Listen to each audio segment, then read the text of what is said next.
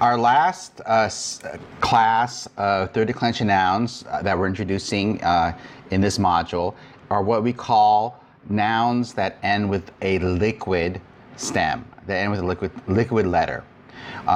In this case, if it ends with either a lambda or rho, then they would be considered to be a particular type of liquid stem. Liquid letters also, by the way, include a mu or nu, but we're not going over a mu or nu third declension noun type. We're going over the lambda and rho type. And a good example of this is the word aner, which is the word for man or husband. Whereas with the word anthropos, if you recall, this is anthropos being a second declension noun, not a third. This can be translated as a man or human being or person. Aner cannot be translated that way. Aner means a man or male. And sometimes in context, it should be translated as husband. And so it can't be translated generically as a human being or a person. And the genitive singular form again tells us what the stem is. And so even though the nominative singular is aner, and that's something you simply have to memorize as part of your vocabulary, the true stem is alpha, nu, delta, rho. So this andra is the true stem. And since it's again a masculine noun, you would use the masculine endings. So the nominative singular form, what simply happens is the sigma drops and then it changes into aner. So the nominative singular form for third declension nouns being the most irregular. But the rest of the paradigm should be something that we should be able to anticipate. So let me write out the masculine and feminine case endings one more time. So it would be sigma, os, e, alpha, s, own, c or sin, and os. So add to os the stem andra, and you get the word andros. Andros is the genitive singular form. The dative singular form would be andri. The accusative singular form would be andra.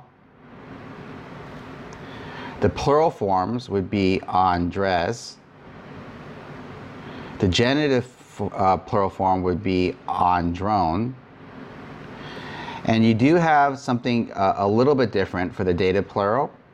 So if you add, you add the stem and dra, but notice that you have a bunch of consonants stuck together, and it makes it very difficult to pronounce. And so what happens with the dative plural form is that a vowel is inserted in, androsin. And so you don't expect the vowel to be there, but it actually is part of the spelling, and likely because phonetically, without it, it was difficult to pronounce, and over time, the insertion of the alpha as part of the spelling was grammaticalized in Greek, and so the final form for the delta plural is androsin, and this is something that you simply will memorize as part of your paradigm for the liquid stem nouns. And then the accusative plural is something that you do expect, and that's andros. So let's say the noun forms for the word man or husband, aner, beginning with aner. 1, 2, 3. Aner, andros, andri, andra, andres, andron, androsin, andra. Let me clear the board for our next two paradigms, because the word pater, father, and mater, mother, also have some special changes in the case endings that you need to be aware of. So for some liquid nouns, like pater, it actually has a dual stem. And this is, and so pater, which means father, and mater, which means mother, happen to both have dual stems. And what I mean by dual stem is that sometimes the stem that is used is patra, and sometimes the stem that is used is pater with an epsilon. And how do I know which stem to use? Well, I try to shade it for you in the paradigm. Where it is gray shaded, you use patra, and where there is no gray shading, where the paradigm is blank, then you have the epsilon as part of the stem. So pater, father, is a masculine noun. I use the masculine case endings, but the nominative singular is irregular, and simply memorize the fact that pater with an eta is how it's spelled in the nominative singular. In the genitive singular, it uses patra, so add os to it and it's patros, and that's the genitive singular form. Add the iota to it, and you'll have patri as the dative singular. For the accusative singular, it uses this alternative stem, so patera is the stem, plus the accusative singular ending, patera. The nominative plurals is pateres. The genitive plural is pateron. The dative plural is going to look just like the form that we use for androsin. So it's going to look the same. So watch the form. It's patrosin. So you have that alpha there, patrosin, and and here it uses the patra stem. It inserts the alpha and adds the case ending sin. So actually, this box should have been shaded as well. Sorry about that. And then the accusative plural is pateros. So it's the genitive singular, the dative singular, and the dative plural forms that use patra, and all the other case endings use pater with that epsilon there. And we'll see the exact same forms, but with a different stem, for mater, which is the word for mother. This pater was the word for father. So the nominative singular form is mater. The genitive singular form is matros. The dative singular form is matri.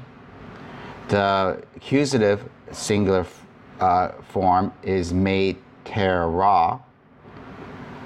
To say mothers, or the nominative plural, is materes.